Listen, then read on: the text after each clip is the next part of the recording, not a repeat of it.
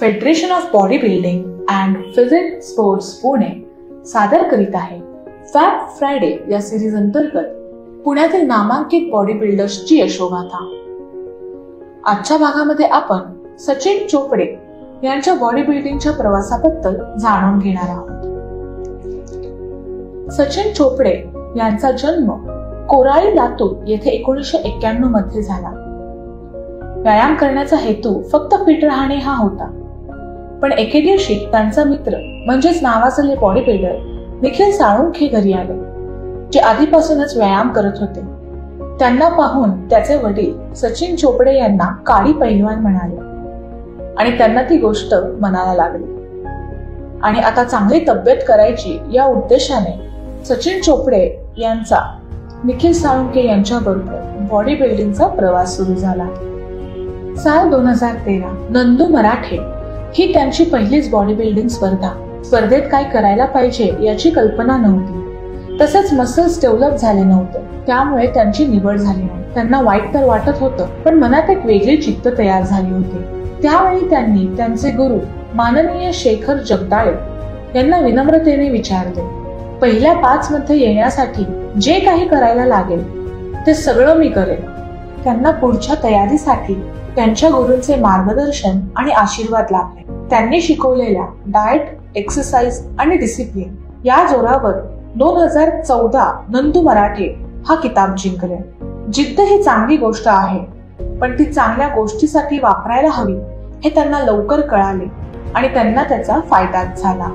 त्यांच्या यशाची घोडदौड पुढे चालू झाली। त्यांनी प्रतिनिधित्व केलेल्या काही स्पर्धा साल 2015-16 पुण्याकडून महाराष्ट्र श्री आणि सतीश शुगर, साल 2016-17-18 महाराष्ट्राकडून मिस्टर इंडिया, साल 2018 फेडरेशन कप आणि भारतासाठी मिस्टर एशिया, साल 2015 डिसेंबर महिना सतीश शुगर नॅशनल कॉम्पिटिशनला संपूर्ण भारतातील टॉपचे बॉडी बिल्डर माननीय यतींदर सिंग यांना बाजूला उभे राहून स्पर्धा करण्याचा मिळालेला अनुभव आणि नामांकित बॉडी बिल्डर मधून पटकावलेला 4था क्रमांक हा प्रसंग त्यांसाठी प्रेरणादायी देऊन गेला।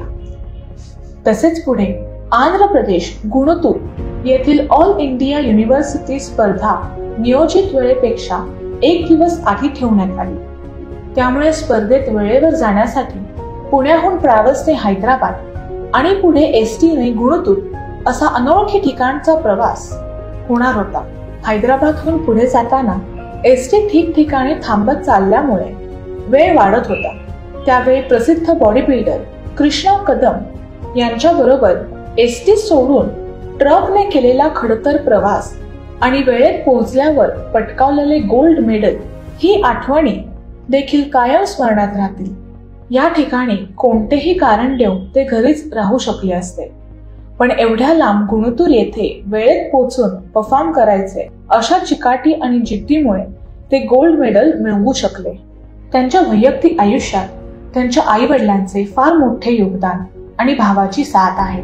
शिक्षणाच्या नावाखाली अनेक जण साधा व्यायाम करायला सुद्धा तयार होत नाही, पण सचिन चोपडे यांचे शिक्षण इंजिनियर आणि नंतर MBA होऊन त्यांनी बॉडी बिल्डिंग मध्ये जिल्हा ते आंतरराष्ट्रीय स्तरावरील केलेला प्रवास युवकांसाठी प्रेरणादायी आहे। समाजामध्ये व्यायामाची आवड निर्माण व्हावी त्यासाठी स्वतःची चांगली जिम असावी, तसेच भारताचे प्रतिनिधित्व करताना भारतासाठी गोल्ड मेडल जिंकावं अशी इच्छा असल्यामुळे सध्या त्याच्या प्रयत्नात सचिन चोपडे आहेत। नव्या पिढीला जर बॉडी बिल्डिंग करायची असेल तर जिद्द, चिकाटी आणि मेहनती बरोबरच शांत आणि संयमी राहावं लागतं। बॉडी बिल्डिंग खूप काही शिकवेल, पण तुम्हाला चांगलं शिष्य बनावं लागेल असं सचिन चोपडे यांचं स्पष्ट मत आहे।